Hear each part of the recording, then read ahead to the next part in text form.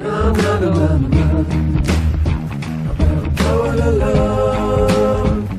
now the producer of MMA Lockup, Jeremy Hurtt. Oh, Lord, won't you buy me a color TV? Darling, $4. Welcome back to MMA Lockup. I'm your host, Jeremy Hurtt. Make sure and check out the website, MMALockup.com. Also, check us out on Facebook and Twitter at MMA Lockup. On the phone, we've got Invicta Fighting Championship President and Founder, Shannon Knapp. Shannon, how are you doing? It's a pleasure to have you. How are you doing today? Oh, I'm doing great. I'm great, and thank you for having me on. Your name, it's almost like a fight name, you know? Hurtt? Yeah, I get that. I was actually in the Army for a while, so yeah, my name always precedes me. There you go. Well, you can't beat that, right? Absolutely.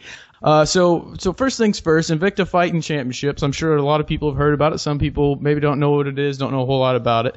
If you could just sort of give us a synopsis, tell us a little bit about your organization, where it came from, the needed services and everything, where it is today, and where you see it headed into the future. Well, can I start out with just saying it's the most amazing promotion out there?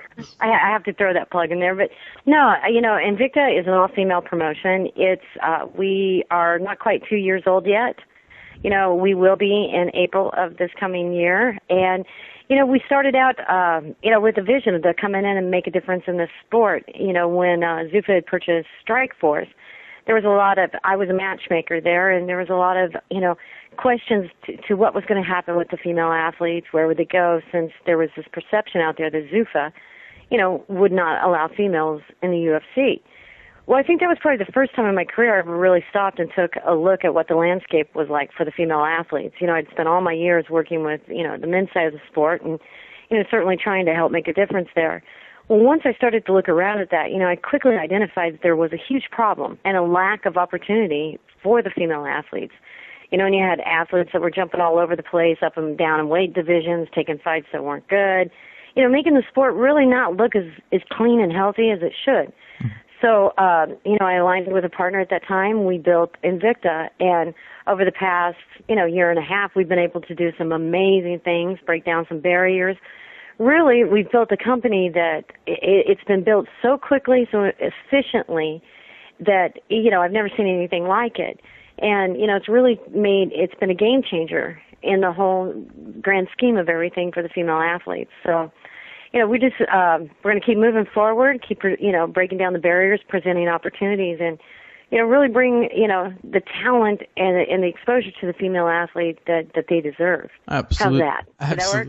That is a fantastic answer. I actually, you gave me about 10 different ways to go, but I think probably the first thing we should address, I think in this sport, and I'm sure you know this as well as anyone, the UFC is always the sort of the 800-pound gorilla in the room, and it's been a huge year, I think, for the women's side of the sport, which let me say, first of all, I've long been a fan of women's MMA. To me, I think it's equal, if not better, than men's MMA. I find the fights to be more intriguing a higher percentage of the time, I guess would be the way to put it. With all that attention on the UFC, y'all are over here. You've held 7 events now. You've got Cyborg. You've got some really good fighters on the roster. Do you feel like it's no coincidence Invicta begins one year, the next year it explodes? Do you kind of feel like you bear a lot of the responsibility for what has happened with the sport? I don't know if I would say it like that. I would say that I think we were very instrumental in what has taken place and where it's at now. And I think the validation just came when, with our division of the strawweights moving over to the UFC is, I think that we've been able to show the world that, and spotlight this talent that's out there that's really, you said it, the 800-pound gorilla. So obviously we've been able to wake them up, and see what we've seen all along and been able to contribute that we've been able to build a solid division that it's one that they want, and I think that's a huge validation for, the obstacles that we've been able to overcome and really the difference that we've been able to make. So I think it's huge on many levels for what's happening in the sport. And, certainly would say that we really, gave a big contribution to that aspect. Absolutely. And, this is one of those things where, as I said at the beginning of the interview, you're obviously one of the most respected personalities in this sport.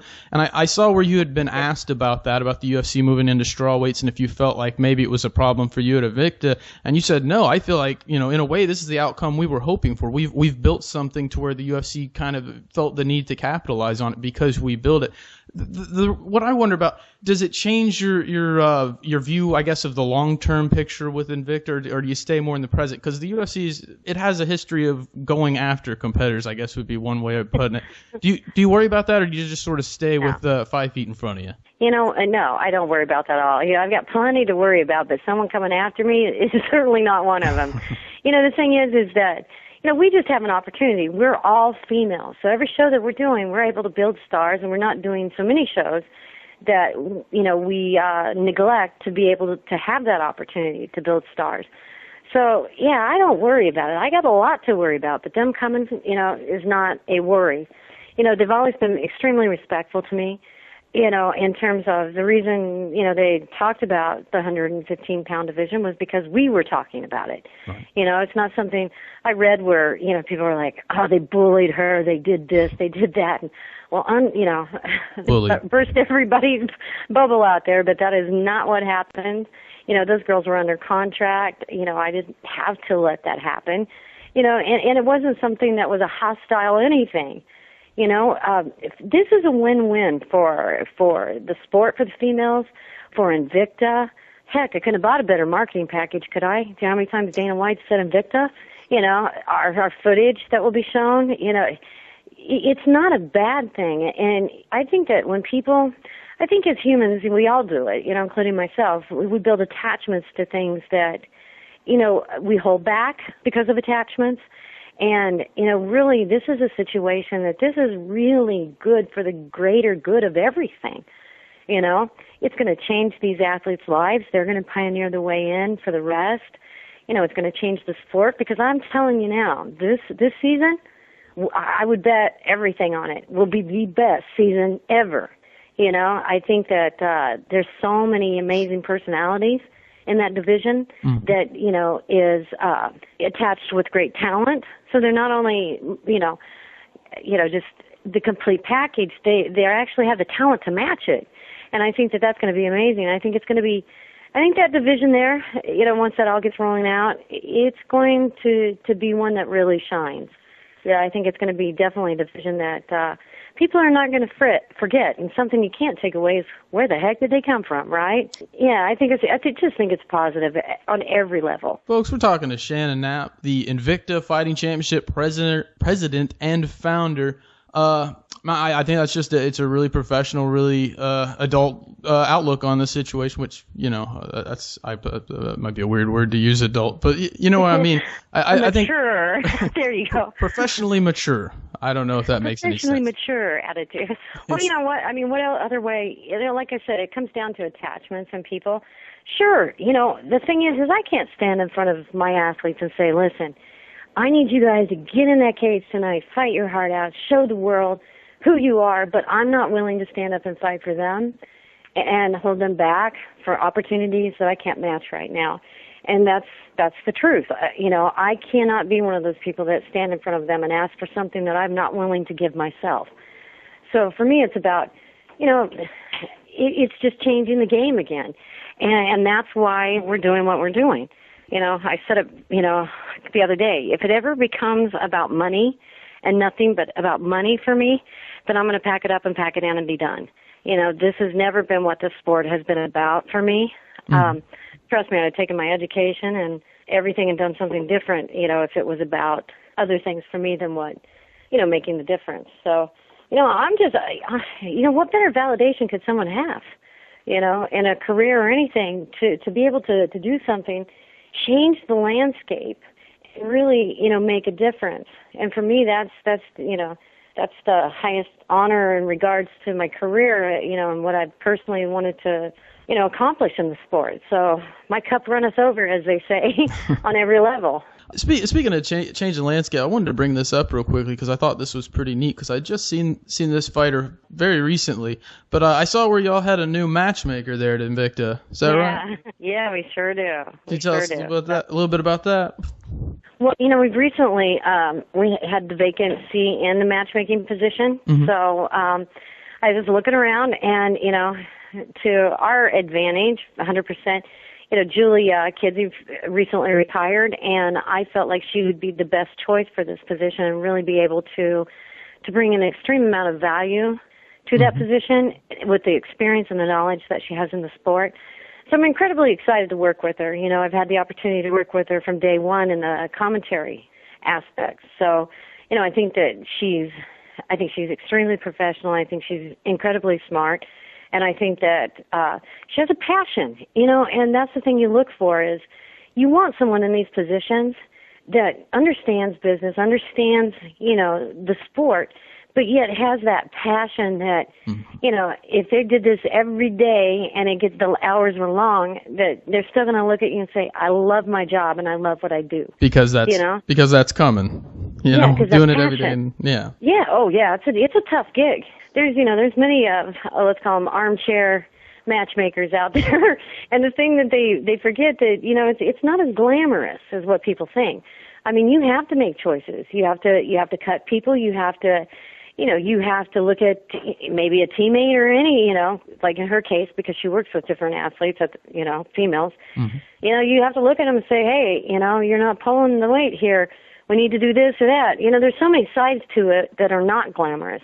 Then you have financial responsibilities and looking at your budgets and putting fight cards together. There are restrictions.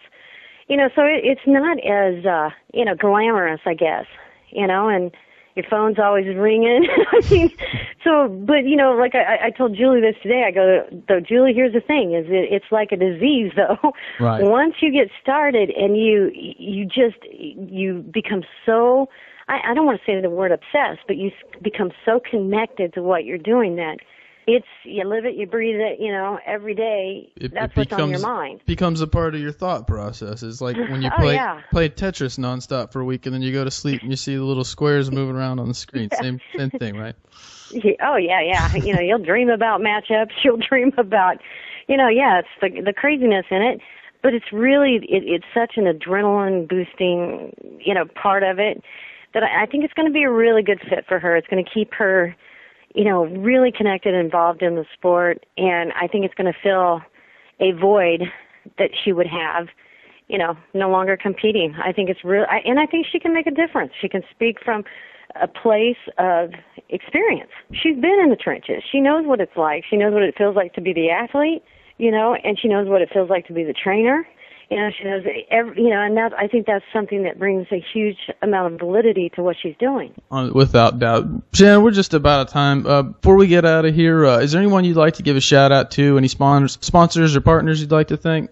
I always just want to thank everybody. Start with the athletes, because without them, none of this is possible.